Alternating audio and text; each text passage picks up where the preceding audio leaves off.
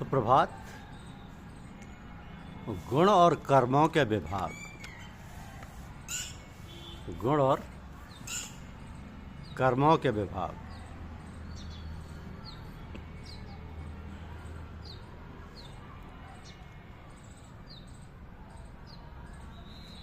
ईश्वर के कितने जन्म हो चुके हैं, कब कब किस किस रूप में जन्मे हैं, ये कोई नहीं जानता। क्योंकि ईश्वर अजन्मा और अविनाशी स्वरूप होते हुए भी, समस्त प्राणियों का ईश्वर होते हुए भी, अपनी प्रकृति को अधीन करके अपनी योग माया से प्रकट होता है। अपनी योग माया से प्रकट होते हैं। तो जब जब जहाँ जहाँ धर्म की हानि और अधर्म की वृद्धि होती है, तब तब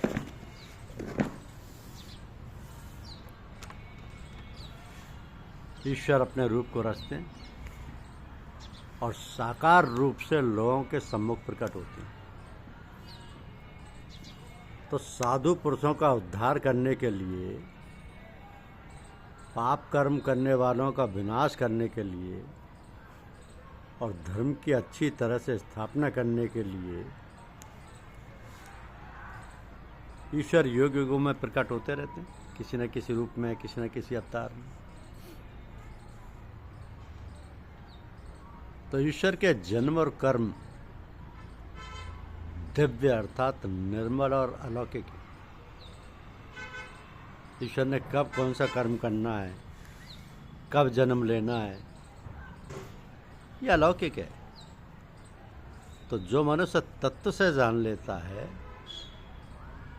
वो शरीर को त्याग कर फिर जन्म को प्राप्त नहीं होता, फिर ईश्वर को ही प्राप्त होता है।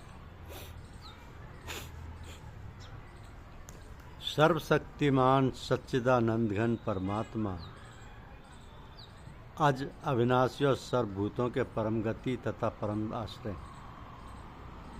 वे केवल धर्म की स्थापना करने और संसार का उद्धार करने के लिए ही अपनी योग माया से सगुण रूप में प्रकट होते हैं।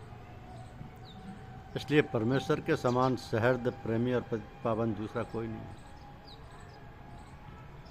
तो परमेश्वर को तो अनन्य प्रेम से निरंतर चिंतन करना चाहिए, आसक्ति रहित संसार में बरतना चाहिए, तभी उनको तत्व से जान पाएंगे।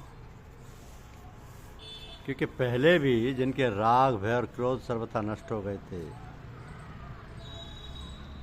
और जो अनन्य प्रेम पूर्वक स्थिर रहते थे,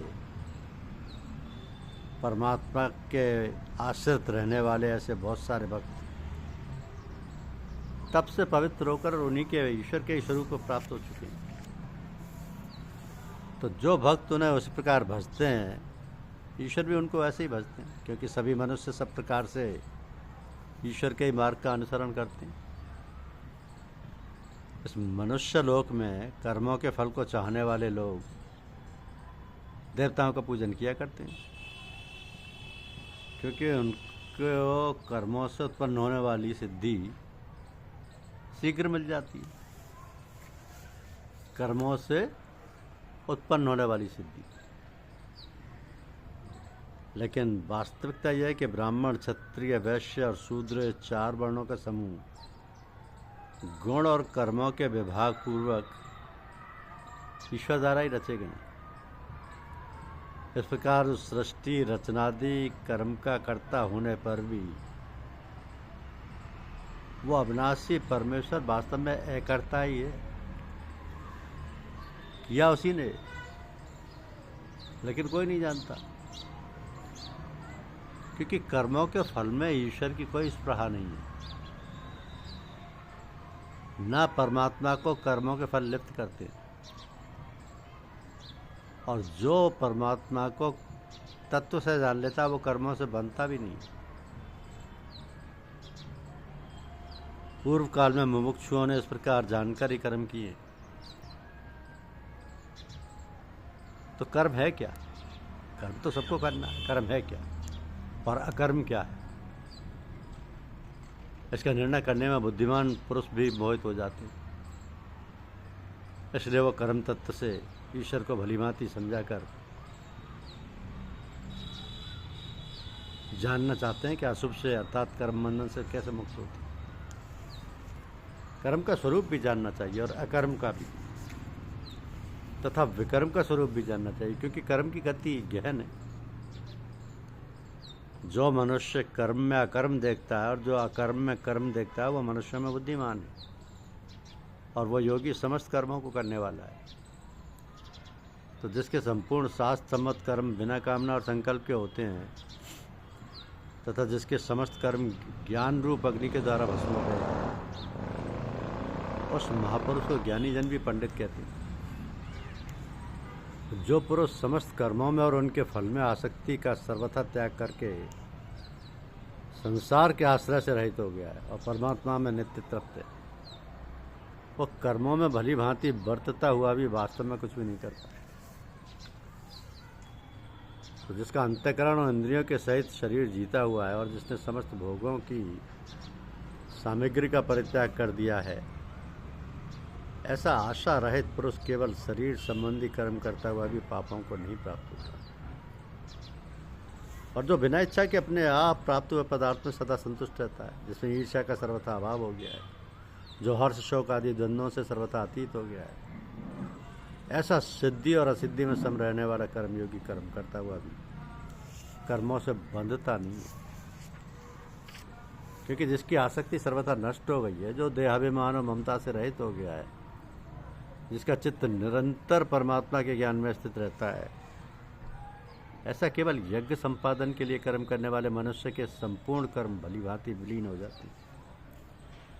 और जिस यज्ञ में अर्पण अर्थात सुबह आदि भी ब्रह्म है और हवन किए जाने योग्य द्रव्य भी ब्रह्म है, तथा ब्रह्मरूप कर्ता के द्वारा ब्रह्मरूप अग्नि में आहुति देना रूप क्रिया भी ब्रह्म है, उस ब्रह्म कर्म में स्थित रहने वाले योगी द्वारा प्राप्त किए जाने वाले फल भी ब्रह्म ही है। तो दूसरे योगी जन देवताओं के पूजन रूप यज्ञ का ही भली भांति अनुष्ठान किया करते हैं, और अन्य योगी जन पर ब्रह्म परमात्मा रूप अग्नि में अभेद दर्शन रूप यज्ञ के द्वारा ही आत्मरूप यज्ञ का हवन किया करते हैं। अन्य योगी जन स्रोत आदि समस्त इंद्रियों को संयम रूप से अग्नियों में हवन किया करते हैं, और दूसरे योगी लोग शब्दादि समस्त विषयों को इंद्रिय रूप अग्नियों में हवन किया करते हैं।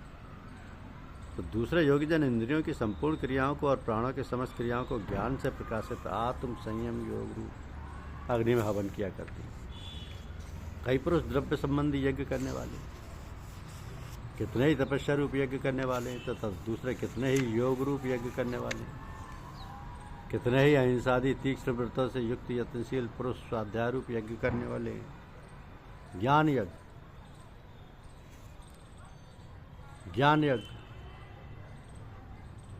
तो इसी प्रकार बहुत तरह के यज्ञ वेद की वाणी में विस्तार से कहे गए। उनको मन, इंद्रिय और शरीर की क्रिया द्वारा संपन्न होने वाले जानना चाहिए। इस प्रकार तत्व से जानकर उनके अनुष्ठान द्वारा कर्म बंधन से सर्वथा मुक्त हो जाते हैं। तो द्रव्य में यज्ञ की अपेक्षा ज्ञान यज्ञ अत्यंत श्रेष्ठ है, तथा यावन मात्र संपूर्ण कर्म ज्ञान में समाप्त हो जाते हैं।